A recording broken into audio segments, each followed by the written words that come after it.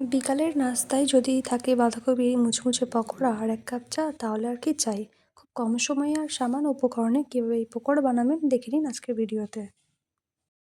আজ আমি দেখাবো কিভাবে কোনো জল ব্যবহার না করেই বাঁধাকপি দিয়ে একদম দোকানের মতো মুচমুচে পকোড়া বানানো যায়। একবার খেলে অন্য সব পকোড়া ভুলে যাবেন। হ্যালো বন্ধুরা, আপসোনা রান্নাঘরে আপনাদের স্বাগতম। আজ আমি আপনাদের বানিয়ে দেখাবো মুচমুচে বাঁধাকপির পকোড়া। তো আর বেশি দেরি না করে চলুন শুরু করা যাক। প্রথমেই দেখুন আমি বাঁধাকপিগুলো একদম কুচি কুচি করে মিহি করে কেটে নিচ্ছি। মিহি করে কুচানো বাঁধাকপিগুলোর ওপর 1 চামচ লবণ দিয়ে 5 মিনিট রেখে দিতে হবে। এতে বাঁধাকপি থেকে জল বেরিয়ে যাবে। 5 মিনিট পর হাত দিয়ে কচলিয়ে বাঁধাকপির জলটা চিপে ফেলে দিন।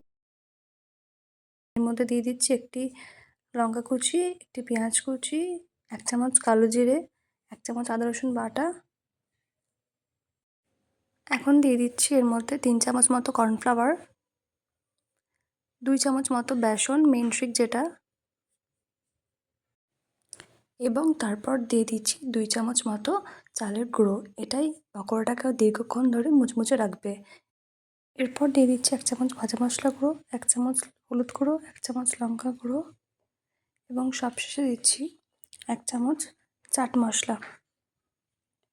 এই সমস্ত কিছু দিয়ে ভালোভাবে ব্যাটারটি মেখে নেব এবং এখানে আর কোনো জল দেওয়ার প্রয়োজন নেই।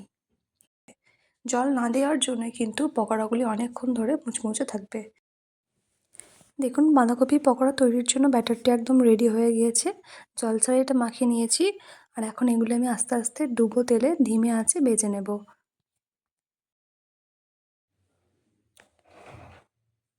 ধিমে আঁচে ভাজতে হবে, কারণ যাতে ভেতরটা সেদ্ধ হয় আর বাইরেটা মুচমুচে হবে।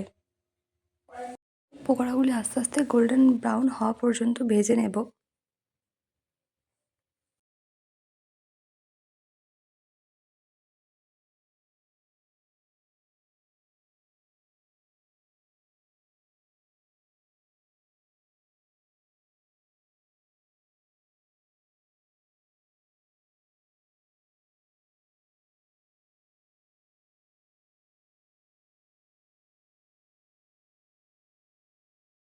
পকোড়া একদম রেডি।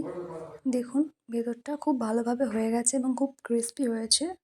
তো গরম সস বা চায়ের সাথে পরিবেশন করুন। তৈরি আমাদের সুপার ক্রিস্পি বাঁধাকপির পকোড়া। ভিডিওটি সম্পূর্ণ দেখার জন্য ধন্যবাদ।